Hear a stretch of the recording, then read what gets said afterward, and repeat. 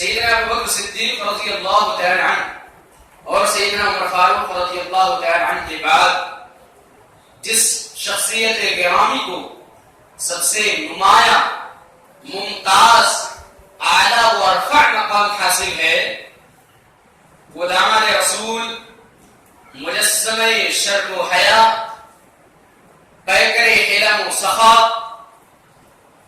جناب ذی النورین سیدنا عثمان بن عفان رضی اللہ تعالی عنہ ہے. آپ کا نام نسب کچھ اس طرح عثمان بن عفان بن ابی العاص بن امیہ بن عبد الشمس بن عبد مناف بن قصی بن کلاب.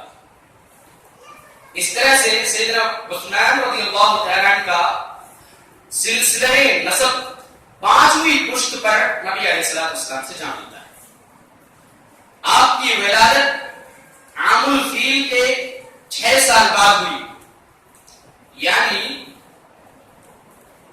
سیدنا عثمان رضی اللہ تعالی عنہ نبی علیہ الصلوۃ والسلام سے 5 سال چھوٹے تھے. 5 سال چھوٹے تھے. سن 777 عیسوی میں آپ کی ولادت ہوئی. آپ کی کنیت ابو عمر اور ابو عبداللہ دونوں کنیت تھی. دونوں کنیتوں کے ساتھ آپ پکارے جاتے تھے. سیدنا عثمان رضی اللہ تعالی عنہ کا قبول اسلام طبقات ابن سعد کے مطابق ایک کتاب ہے. حضرت عثمان رضی اللہ تعالی عنہ نے 4تھے نمبر پر اسلام قبول کیا. 4تھے نمبر پر آپ نے اسلام قبول کیا. دیگر صحابہ کرام کی طرح کلمہ توحید پڑھنے کے جرم میں اللہ کے رسول صلی اللہ علیہ وسلم کی دعوت پر لبیک کہنے کے جرم میں آپ کو بھی ستایا گیا. آپ کے اوپر بھی ظلم و ستم کے پہاڑ توڑے گئے. آپ کے چچا حکم بن ابی العاص نے آپ کو لوہے کی زنجیروں سے باندھ کر تپتی ہوئی ریت میں سلگتی ہوئی دھوپ میں ڈال دیا. کئی دن بغیر کھانے پینے کے آپ کو ایک الگ مکان میں بند رکھا، لیکن آپ کو دین سے پھیر نہ سکے. آخر میں تنگ آ کر کے آپ کو رہا کر دیا. خیر، آپ کے اوپر حقوق اسلام کے جرم میں بہت سارے ظلم و ستم ڈھائے گئے. آپ نے اسے اللہ کی رضا اور خوشنودی کے لیے برداشت کیا. حضرت عثمان رضی اللہ تعالی عنہ کو خلفائے اربعہ میں 3را نمبر، عشرہ مبشرہ میں 3را نمبر اور السابقون الاولون کی لڑی میں سے ایک موتی ہونے کا شرف حاصل ہے. اور آپ وہ سعادت مند صحابی ہیں جنہیں نبی کریم صلی اللہ علیہ وسلم کی دوہری دامادی کا اعزاز حاصل ہے. تاریخ ابن عساکر میں ہے کہ حضرت آدم علیہ السلام سے لے کر نبی علیہ السلام تک کوئی انسان ایسا نہیں گزرا جس کے حصے میں کسی نبی کی 2 بیٹیاں آئیں سوائے سیدنا عثمان رضی اللہ تعالی عنہ. کیا فضیلت ہے، منفرد فضیلت. کسی انسان کو یہ فضیلت حاصل نہیں سوائے سیدنا عثمان بن عفان رضی اللہ تعالی عنہ.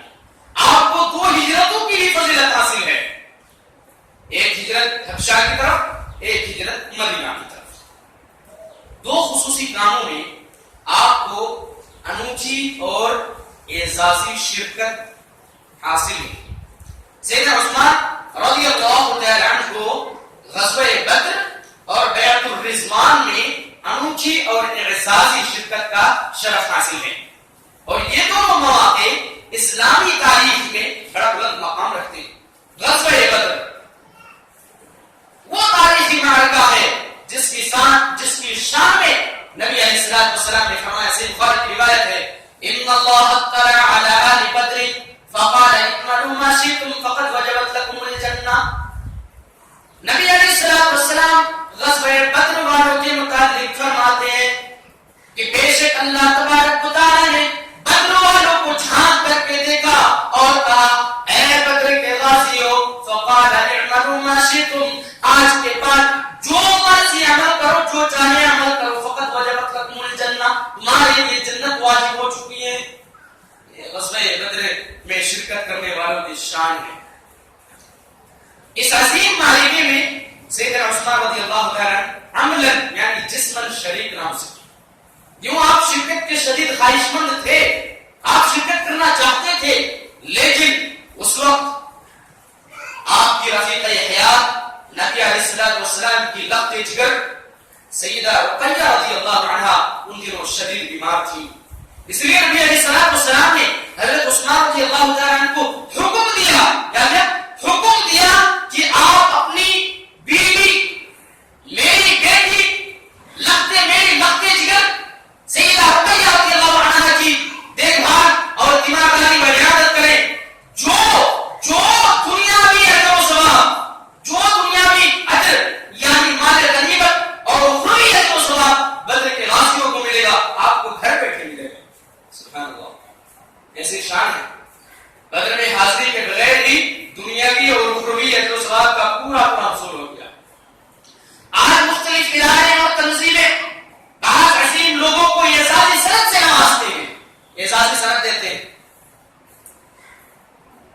جو کہ محض رسمی کارروائی ہوتی ہے, کاغذ کا ایک ٹکڑا ہوتا ہے. لیکن امام الانبیاء جناب محمد رسول اللہ صلی اللہ علیہ وسلم نے سیدنا عثمان رضی اللہ تعالیٰ عنہ کو غزوہ بدر میں شرکت کی ایسی سند عطا فرمائی جو حقیقت پر مبنی تھی, اور واقعتاً صلی اللہ علیہ وسلم نے آپ کو غزوہ بدر کے غازیوں کے برابر مال غنیمت میں حصہ دیا. اور اللہ رب العالمین کل قیامت کے دن آخرت میں حضرت عثمان رضی اللہ تعالیٰ عنہ کو غزوہ بدر کے غازیوں کو برابر اجر و ثواب عطا کریں گے. بیعت الرضوان, سیدنا انس بن مالک رضی اللہ تعالیٰ عنہ سے روایت ہے, سنن ترمذی کی روایت ہے کہ بیعت الرضوان کے موقع پر حضرت عثمان غنی رضی اللہ تعالیٰ عنہ نبی علیہ السلام کی طرف سے سفیر بن کر مکہ مکرمہ گئے. وہاں پر آپ کو کفار قریش نے روک لیا, آپ کو پھر واپس آنے نہیں دیا, اور مسلمانوں میں خبر مشہور کر دی گئی کہ حضرت عثمان شہید کر دیے گئے. نبی علیہ السلام نے اس وقت فرمایا, اس موقع پر فرمایا کہ کون ہے جو میرے ہاتھ پر حضرت عثمان رضی اللہ تعالیٰ کا بدلہ لینے کے لیے بیعت کرے.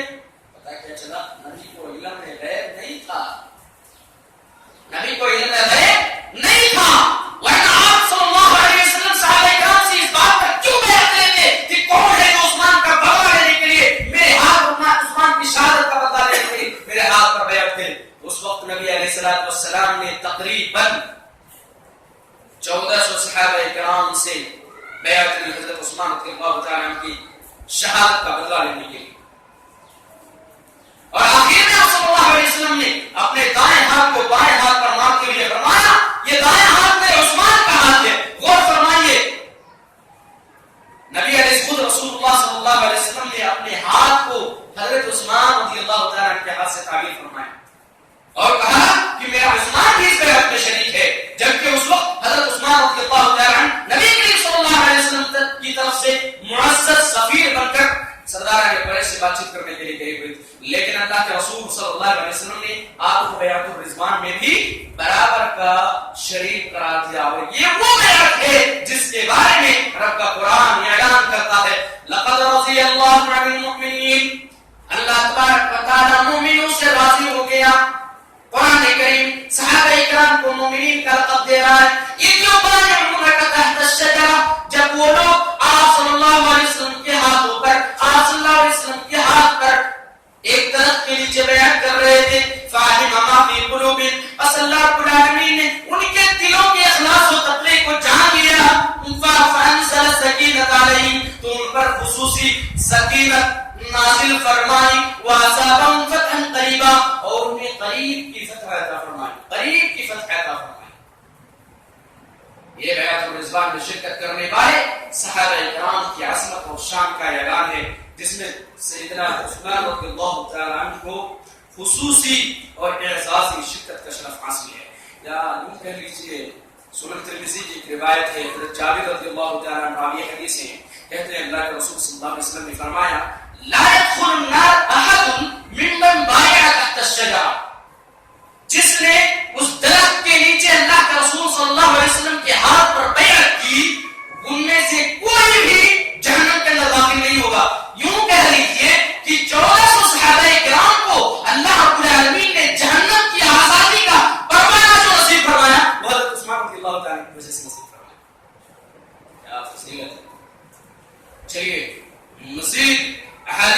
روشنی میں آپ کی فضیلت اور منقبت کو جاننے کی کوشش کرتے ہیں.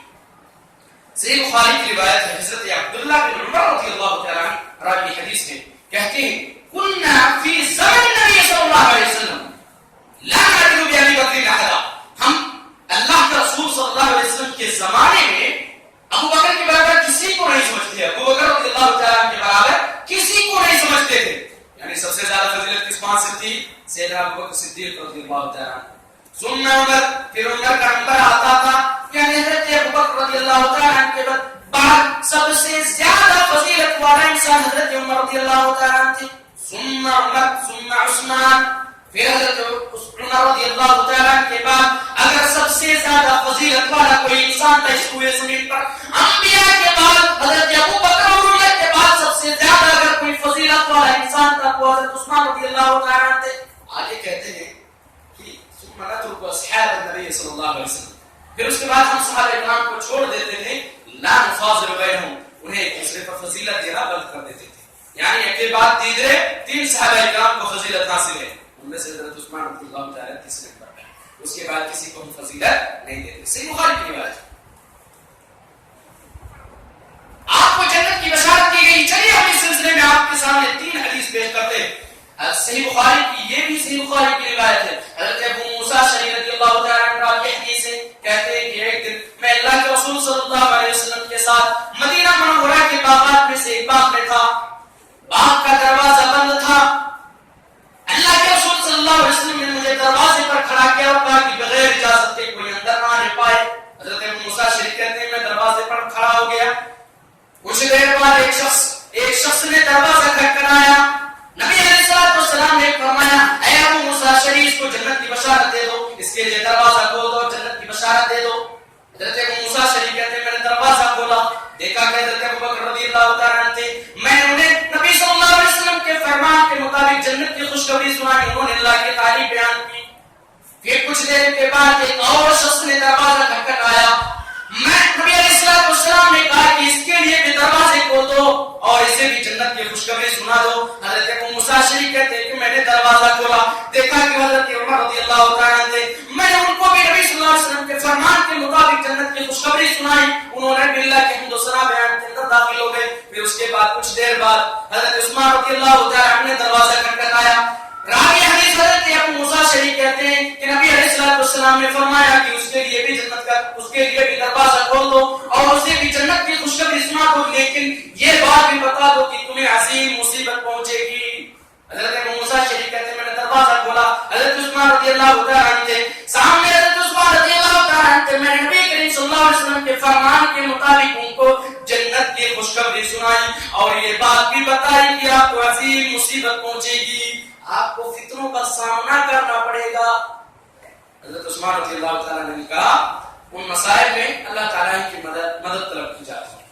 اللہ کی تعریف بیان کی جنت کی خوشخبری ملنے پر اور کہا کہ ان مسائل میں اللہ تعالیٰ کی بھی تعریف مدد طلب کی جاتی ہے. یعنی وہ آزمائشوں اور فتنوں میں اللہ تعالیٰ ہی کی مدد کا طلبگار ہوں. اس حدیث میں جہاں حضرت عثمان رضی اللہ تعالیٰ کے لیے جنت کی بشارت ہے وہاں اس بات کی بھی دلیل موجود ہے. حضرت عثمان رضی اللہ تعالیٰ عنہ کو ستایا گیا، آپ کے اوپر ظلم اٹھائے گئے، آپ کی شہادت بڑی مظلومانہ شہادت تھی. میں اس کو آپ آخر میں بیان کروں گا. حضرت انس رضی اللہ تعالیٰ عنہ سنن ترمذی کی روایت ہے، راوی حدیث ہے، کہتے ہیں اللہ کے پیارے حبیب صلی اللہ علیہ وسلم ابو بکر، عمر، عثمان احد پہاڑ پر چڑھے. پہاڑ ہلنے لگا، لرزنے لگا. نبی علیہ السلام نے اس پر اپنا پاؤں مارتے ہوئے فرمایا اے احد ٹھہر جا، اس لیے کہ تجھ پر ایک پیغمبر، ایک صدیق اور دو شہید ہے. آج لوگ ہر کو شہید کا لقب دے دیتے ہیں. حضرت عثمان رضی اللہ تعالیٰ ان سعادت مند شہداء میں سے ہیں جن کی شہادت کی گواہی نبی علیہ السلام نے زبان رسالت نے اور لسان نبوت نے دی. نبی علیہ السلام نے خود آپ کو شہید کا لقب عطا کیا ہے. تیسری حدیث حضرت عبد الرحمن بن عوف رضی اللہ تعالیٰ عنہ راوی حدیث سے کہتے ہیں اللہ کے رسول صلی اللہ علیہ وسلم نے فرمایا ابو بکر فی الجنہ وعمر فی الجنہ وعثمان فی الجنہ وعلی فی الجنہ وطلحہ فی الجنہ والزبیر فی الجنہ وسعد بن ابی وقاص فی الجنہ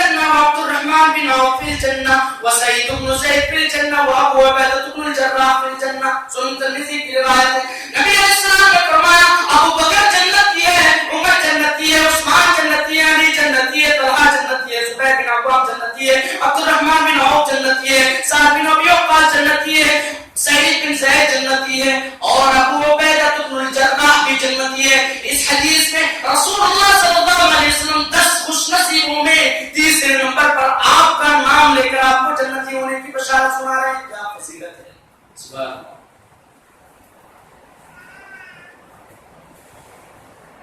فتنوں کے دور میں حق پر قائم رہنے کی گواہی بھی اللہ کے رسول صلی اللہ علیہ وسلم کی صحیح حدیث سے ثابت ہے. حضرت عثمان رضی اللہ تعالیٰ عنہ کے لیے حضرت مروان بن کعب رضی اللہ تعالیٰ عنہ راوی حدیث ہے,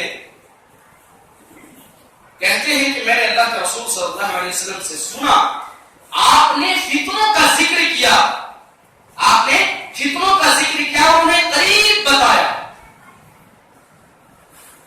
اسی دوران وہاں سے ایک شخص گزرا جو چادر میں لپٹا ہوا تھا, یعنی چادر کو اس طرح سے اوڑھ رکھا تھا کہ سر پر ڈال رکھا تھا کہ ان کا چہرہ ڈھکا ہوا تھا. اس دوران وہاں سے گزرا.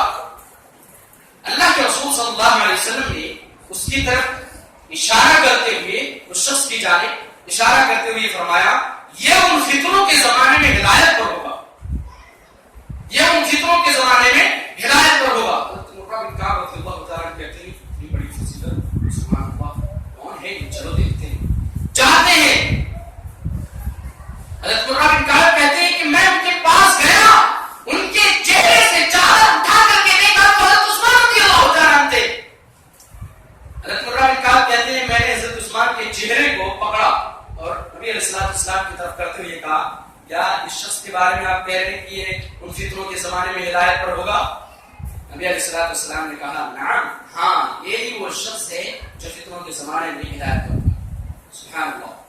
غور فرمائیے کہ جس کو رسول اللہ صلی اللہ علیہ وسلم فتنوں کے دور میں بھی ہدایت اور حق پر رہنے کی سند عطا فرمائے, اس کی فضیلت و منقبت کس قدر زیادہ ہوگی اور اس کا ایمان کس قدر عمدہ, مضبوط اور معیاری ہوگا, اس کا اندازہ لگا سکتے ہیں.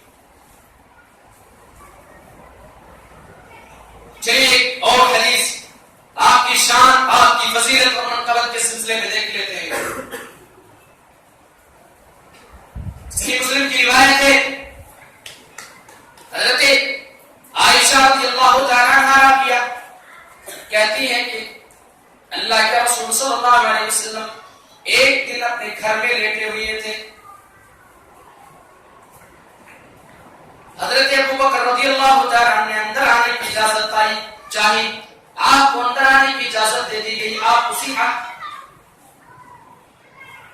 آپ صلی اللہ علیہ وسلم لیٹے ہوئے تھے اور آپ کے پنڈلیوں کے اوپر کپڑا نہ تھا. کیا تھا؟ آپ کی پنڈلیوں پر, یہ گھٹنا ہے, اس کے نیچے کا حصہ یہ پنڈلی کہلاتا ہے, آپ کی پنڈلیوں پر کپڑا نہ تھا.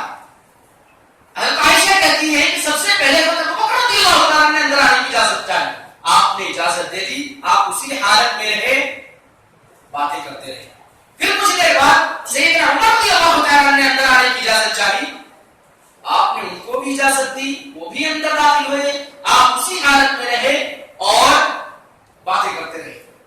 حضرت عائشہ رضی اللہ عنہا کہتی ہیں کہ کچھ دیر بعد حضرت عثمان رضی اللہ تعالیٰ عنہ تشریف لائے, اندر آنے کی اجازت چاہی. نبی علیہ السلام فوراً اٹھ کر بیٹھ گئے اور اپنے کپڑے کو درست کر لیا, فوراً اٹھ کر بیٹھ گئے اور اپنے کپڑے کو درست. حضرت عائشہ یہ منظر دیکھ رہی تھی.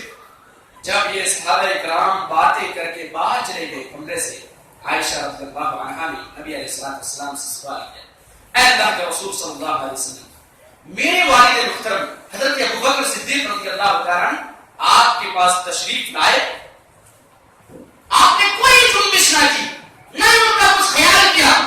پھر حضرت عمر رضی اللہ تعالیٰ عنہ اندر تشریف لائے, آپ نے ان کے لیے بھی کوئی جنبش نہ کی, آپ نے ان کی بھی کوئی پرواہ نہ کی, آپ اپنی حالت پر رہے. لیکن جیسے ہی حضرت عثمان رضی اللہ تعالیٰ عنہ نے اندر آنے کی اجازت طلب کی, آپ فوراً اٹھ کر بیٹھ گئے, درست ہو کر بیٹھ گئے اور آپ نے اپنے کپڑے کو بھی درست کر لیا. وجہ کیا ہے, ماجرا کیا ہے, ضرور بتائیے.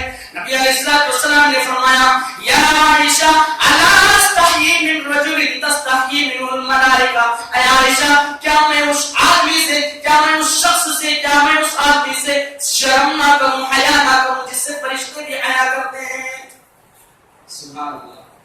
اللہ کے رسول صلی اللہ علیہ وسلم کے ہر صحابی کا الگ الگ انداز، الگ الگ فضیلت، یہ ہمارے ریئل ہیرو ہے. کسی کو تو جنت کے تمام دروازوں سے بلایا جائے گا، کسی سے تو شیطان کر کے بھاگتا ہے، کسی سے فرشتے بھی حیا کرتے ہیں. کیا فضیلت ہے! یہ ہمارے اصلی ہیرو ہیں. انہیں ہمیں اپنا رول ماڈل بنانا چاہیے، ان کے نقش قدم پر چلنے کی کوشش کرنی چاہیے. نبی علیہ الصلوۃ والسلام نے بھی آپ کے اس عظیم خصلت کو محفوظ رکھا. آسمان کے فرشتے آپ سے حیا کیا کرتے تھے.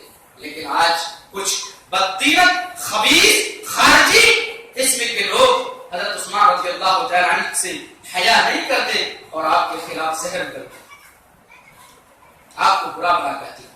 لعنت اللہ. ایسے لوگوں پر اللہ کی لعنت ہے.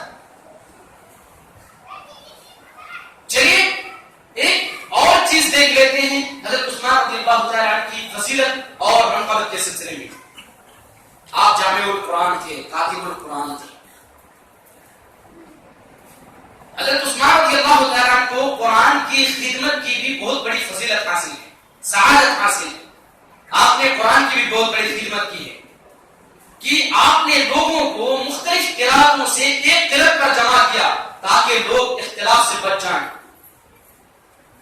کہ آپ نے ایک قرأت والے ایک نسخے، سرکاری نسخے تیار کروا کر تمام بلاد اسلامیہ روانہ کیا. اسی لیے آپ کو اس سلسلے میں جامع القرآن بھی کہا جاتا ہے. آپ کاتب القرآن تھے، میں اس کو آخر میں بیان کروں گا. حضرت عثمان رضی اللہ تعالی عنہ حدود اللہ کے نفاذ کی بھی بہت پابندی کیا کرتے تھے.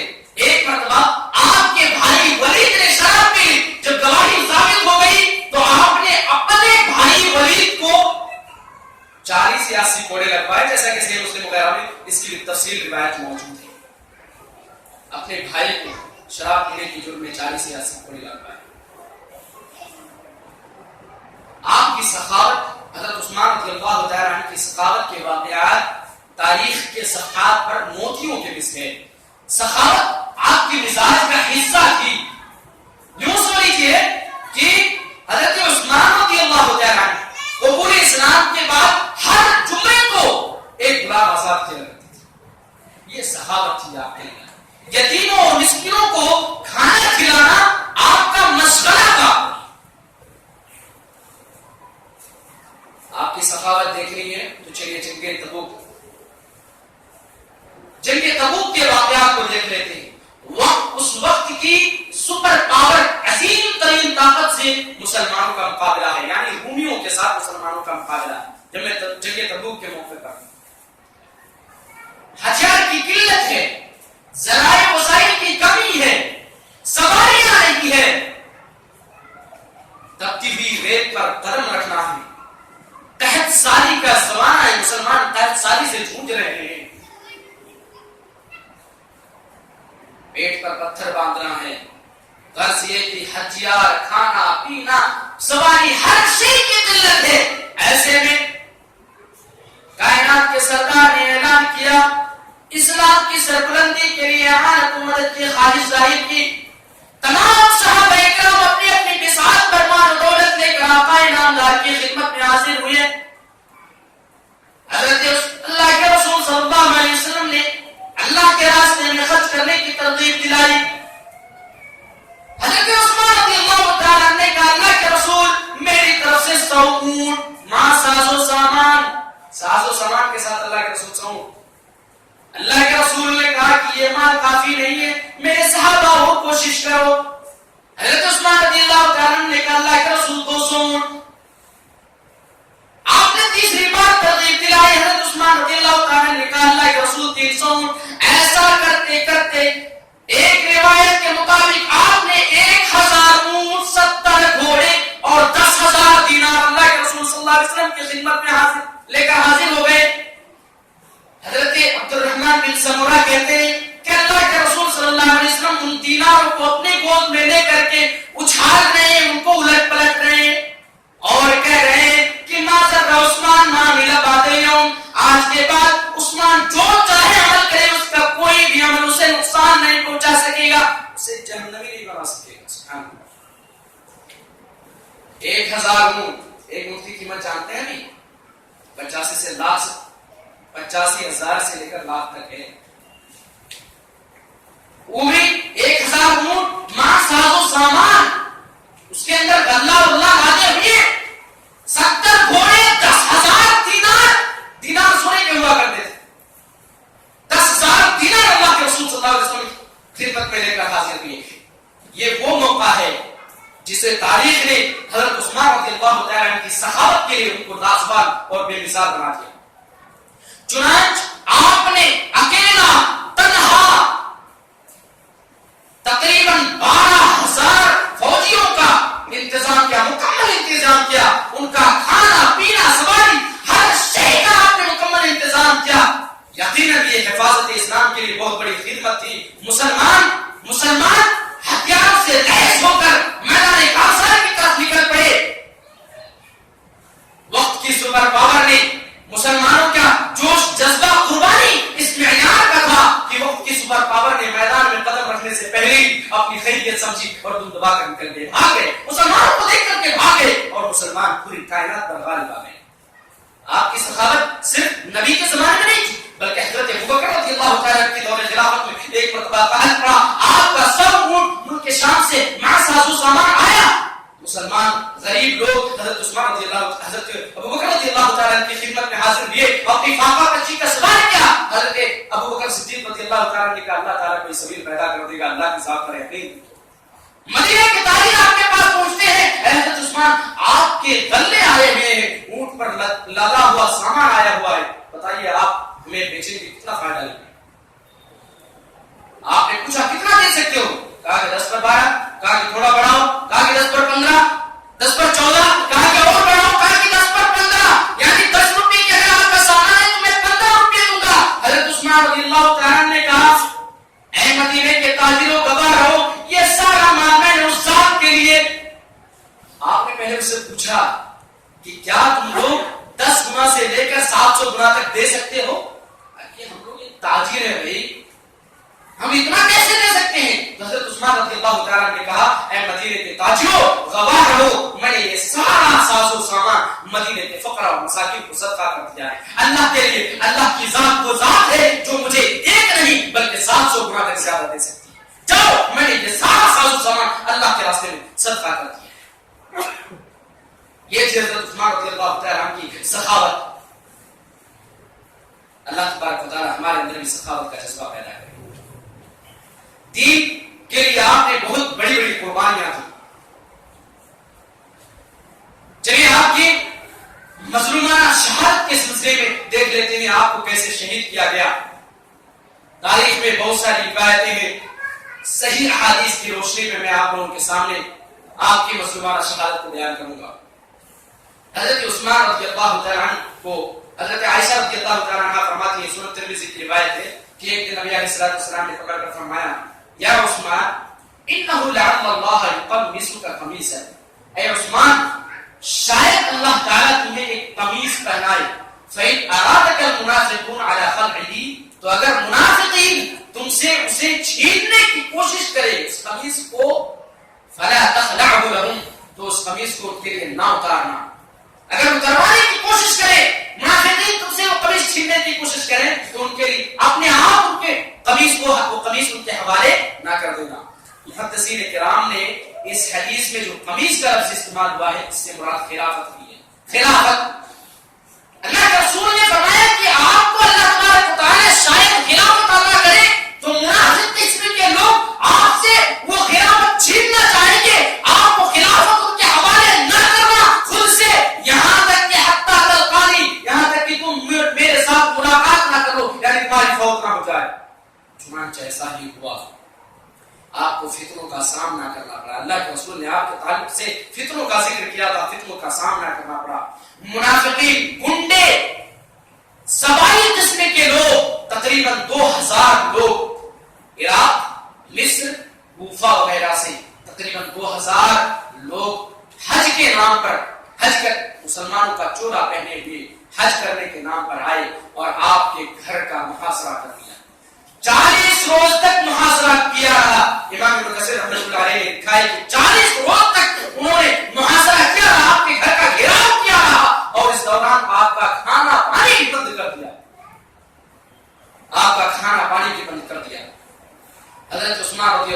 تعالیٰ عنہ اپنے گھر میں محصور تھے. باغی باہر آپ کو شہید کرنے کے در پہ تھے. حضرت عبداللہ بن زبیر رضی اللہ تعالیٰ اور بعض دیگر صحابہ کرام آپ کو ان سے لڑنے کا مشورہ دے رہے تھے. حضرت عبداللہ بن زبیر رضی اللہ تعالیٰ کو یہاں تک فرما رہے تھے کہ اے امیر المؤمنین ان سے لڑنا ہمارے لیے حرام ہے, آپ حکم دیجیے ہم ان سے لڑیں گے. لیکن حضرت عثمان رضی اللہ تعالیٰ عنہ نے امت کی وسیع تر مفاد کی خاطر لڑائی سے گریز کیا, مدینہ منورہ کی گلیوں میں خون بہانا گوارا نہیں کیا اور کہا کہ عاصم والا من کان لنا علیہ سم و طاعت لما کفی له وسلاحه, جس شخص پر میری سمع و طاعت واجب ہے, یعنی جو شخص مجھے امیر المؤمنین مانتا ہے, میں اسے قسم دیتا ہوں کہ وہ اپنے ہاتھ اور ہتھیار دونوں روکے رکھے, یعنی دشمنوں سے مقابلہ لڑائی کے لیے نہ نکلے. فإن أعظمكم عندي غناني اليوم, آج کے دن میرا سب سے بڑا خیر خواہ, میرا سب سے بڑا مددگار وہ ہے جو اپنے ہاتھ اور ہتھیار کو روکے رکھے ہیں. آپ کا کھانا پانی 40 دن تک بند کر دیا گیا. حضرت عثمان رضی اللہ تعالیٰ عنہ, حضرت عبداللہ بن عمر رضی اللہ تعالیٰ عنہ کہتے ہیں کہ ایک روز آپ صبح کے وقت چھت کے اوپر سے لوگوں سے بات کرنے کے لیے نکلے. لوگوں سے بات کرتے ہوئے آپ نے فرمایا کہ رأیت رسول اللہ صلی اللہ علیہ وسلم ابا بکر و عمر, میں نے آج رات نبی علیہ السلام کو, ابو بکر کو, عمر کو خواب میں دیکھا ہے.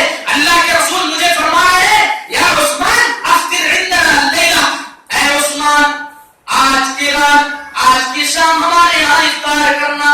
حضرت عبداللہ بن عمر کہتے ہیں اس دن آپ نے روزہ رکھا اور اسی دن آپ کو شہید کر دیا گیا.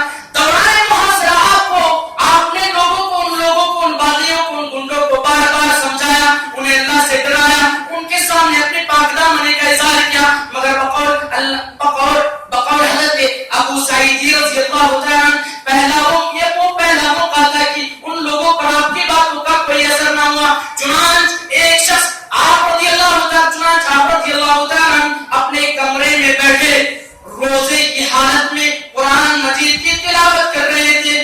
ایک شخص گھر کے پیچھے سے داخل ہوا جسے الموت الاسود کہا جاتا تھا. اس نے آ کر کے آپ کے گلے کو گھونٹا, پھر دوبارہ گلا گھونٹا. اس کے بعد وہ بدبخت باہر نکلا اور اپنے ساتھیوں سے کہنے لگا واللہ ما رأیت شیئا قط ہوا الیق من حالته, اللہ کی قسم میں نے عثمان کی حالت سے زیادہ, میں نے ان کی حالت سے زیادہ نرم کوئی چیز نہیں دیکھی. واللہ لقد حلقته, اللہ کی قسم میں نے ان کا گلا گھونٹا, میں نے ان کا گلا گھونٹا تو میں نے اس کی سانس کو یوں کرتا ہوا دیکھا جیسے کہ کسی سانپ کا سانس اس کے جسم میں ہوتا ہے, یعنی جیسے کوئی سانپ مرتے وقت تڑپتا ہے, ایسے حضرت عثمان رضی اللہ تعالیٰ عنہ تڑپے تھے. اس کے بعد ایک اور بدبخت, ایک اور ظالم پیچھے سے داخل ہوا اور اس نے آپ کے ہاتھ پر وار کیا, تلوار سے وار کیا, جس سے آپ کا ہاتھ کٹ گیا اور اس سے خون کے پھوارے نکل پڑے. اور حضرت عثمان رضی اللہ تعالیٰ نے اس وقت فرمایا او ظالموں, تمہیں یاد نہیں کہ سب سے پہلے جس شخص نے سورہ حجرات سے لے کر سورہ ناس تک جس نے اپنے ہاتھ سے, کسی ہاتھ سے سب سے پہلے اس نے کلام مجید کو لکھا تھا, آج تم نے اس ہاتھ کو کاٹ دیا. حضرت عثمان رضی اللہ تعالیٰ یہ فرما رہے تھے کہ انہوں نے ایک دوسرا واقعہ اور آپ اس دار فانی سے دار الاخرہ کی طرف چل بسے. حضرت سیقہ تابعی حضرت عبداللہ بن شقیق رحمۃ اللہ علیہ کہتے ہیں کہ شہادت کے وقت قرآن مجید کھلا ہوا تھا. شہادت کے وقت قرآن مجید کھلا ہوا تھا, ہم روزے کی حالت میں قرآن مجید کی تلاوت فرما رہے تھے. آپ کے جسم سے نکلنے والے خون کا پہلا قطرہ قرآن مجید نے اپنے اندر جذب کیا, اپنے اندر قرآن مجید نے اپنے اندر محفوظ کیا. چنانچہ آپ کا لہو مبارک کا پہلا قطرہ جس آیت پر گرا وہ آیت یہ تھی فَسَيَكْفِيكَهُمُ اللَّهُ وَهُوَ السَّمِيعُ الْعَلِيمُ, ان قریب تمہیں ان کے مقابلے میں اللہ کافی ہے اور اللہ بہت بڑا سننے والا اور جاننے والا ہے. اس طرح سے آپ کو مظلومانہ شہید کیا گیا. حضرت عبداللہ بن عمر رضی اللہ تعالیٰ عنہ کو جب اس کی خبر پہنچی تو حضرت عبداللہ بن عمر رضی اللہ تعالیٰ عنہ نے کہا او لوگوں, او ظالموں, تم نے آج اتنا بڑا ظلم کیا ہے کہ اگر تم پر خود پہاڑ بھی ٹوٹ کر گر جائے تو بھی بچا, اگر خود پہاڑ بھی اپنی جگہ سے گر جائے تو بھی بچا.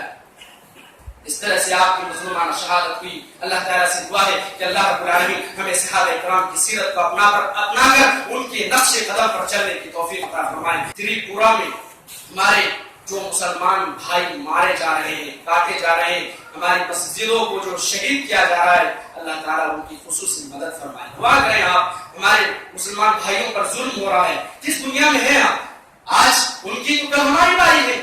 آپ یہ سمجھ رہے ہیں؟ مسلمانوں کو وہن کی بیماری سے نکلنا چاہیے. مسلمانوں کو اپنے اندر صحابہ کرام کی سیرت کا مطالعہ کر کے وہ جذبہ پیدا کرنا چاہیے جس سے اپنی اور اپنی فیملی کی اور اپنے دین کی حفاظت کی جا سکے. اللہ تبارک و تعالیٰ ہمارے ماں اور بہنوں کی عزت و ناموس کی حفاظت فرمائے. اللہ رب العالمین ہمیں جب تک زندہ رکھے، ایمان پر زندہ رکھے.